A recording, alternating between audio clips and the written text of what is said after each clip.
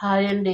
ఈరోజు అయితే బెండకాయ ఫ్రై చేస్తున్నాను. నూనె అయితే కాగింది, కొద్దిగా ఆవాలు వేయాలి, కరివేపాకు,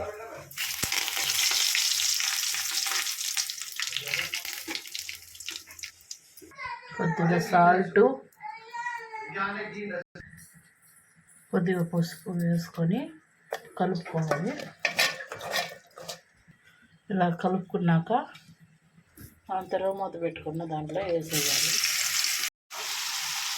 బెండకాయ ఫ్రై అయితే ఒకసారి కలుపుకోవాలి.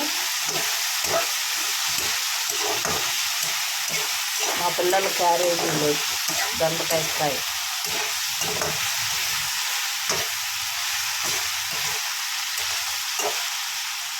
అన్నం అయితే రెడీ అయిపోయింది.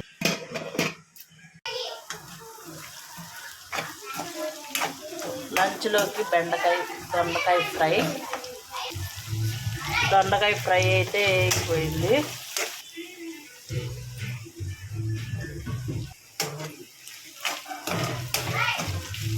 కారం అయితే వేసేసాను. ఫ్రై అయితే చాలా బాగా వచ్చింది. మీరు కూడా ఇలా చేయండి, చేసి కామెంట్ చేయండి ఎలా ఉందో. ఫ్రై చాలా బాగుంది. ప్లీజ్ లైక్ చేసుకోండి, సబ్స్క్రైబ్ చేయండి. దొండకాయ ఫ్రై ఇలా చేసుకొని మాకైతే కామెంట్ చేయండి ఎలా ఉందో. బాయ్.